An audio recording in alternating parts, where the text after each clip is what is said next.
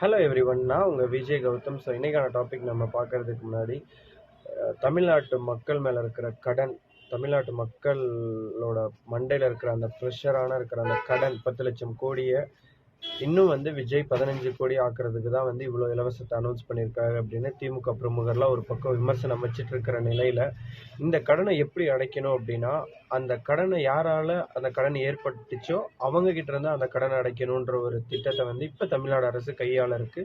So அது என்ன திட்டம் அப்படின்னு சொல்லி பார்ப்போம். வீடியோ ஃபுல்லாக பாருங்கள், உங்களுக்கு தெரியும். ஸோ ஃபர்ஸ்ட் ஆஃப் ஆல் கிட்டத்தட்ட ஒரே ஒரு அமைச்சர்கிட்ட மட்டும் 1200 கோடி கிட்ட ஊழல் பண்ணப்பட்ட பணம் இருக்கு. அதுக்கு அவர் ஒரு எக்ஸ் அமைச்சராகவும் இருந்திருக்காரு.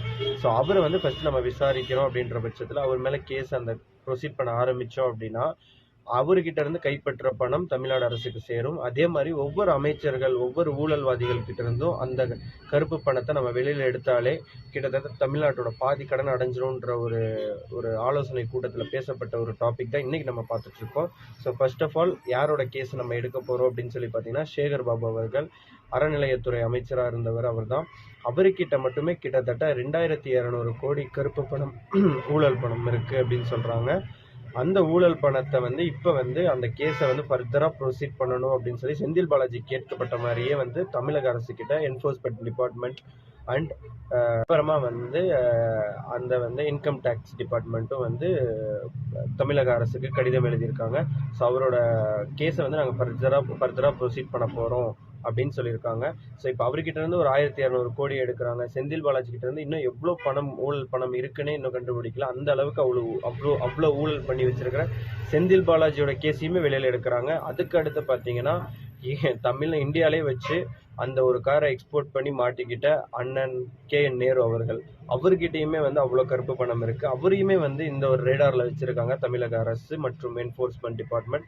அதுக்கப்புறமா நம்ம எல்லாருமே பேசும் பொருளாக மாறிட்டு இருந்த அந்த கிட்னி திருட்டு வழக்கு. ஸோ எலெக்ஷன் வந்த உடனே அந்த கிட்னி திருட்டு வழக்கை ஸ்டாப் பண்ணி வச்சுருந்தாங்க. இப்போ அந்த கிட்னி திருட்டு வழக்கு திருப்பி மறு விசாரணைக்கு எங்களை ப்ரொசீட் பண்ண விடுங்க அப்படின்னு சொன்ன உடனே தமிழக அரசு அந்த மருத்துவ குழு, அப்புறம் மருத்துவத்துறை, மருத்துவ ரீதியான அமைச்சகம் இதுக்கெல்லாம் ஆர்டர் போட்டிருக்காங்க. ஸோ அந்த கேஸை நீங்கள் ஃபர்தராக ப்ரொசீட் பண்ணுங்கள். யாரெல்லாம் குற்றவாளியோ தயவு தர்ஷினியை பார்க்காம அரெஸ்ட் பண்ணுங்கள். அவங்களை இன்னுமே அந்த மாதிரி இடத்துல தப்பு நடக்கக்கூடாது. ஈரோடு, கோவை, திருப்பூர் இந்த மாதிரி ஏரியாலலாம் இந்த ஒரு கிட்னி திருட்டை ஒரு ட்ரெண்டாகவே செட் பண்ண ஆளுங்கள் இப்போ தமிழக அரசு திருப்பி மறு விசாரணைக்கு உத்தரவிட்டிருக்காங்க. ஸோ எப்போ வேணாலும் அந்த கிட்னி திருட்டு சம்மந்தப்பட்ட திமுக பிரமுகர்கள், MLAக்கள் எல்லாருமே உள்ள போகிறதுக்கான பெரிய வாய்ப்புகள் இருக்குது.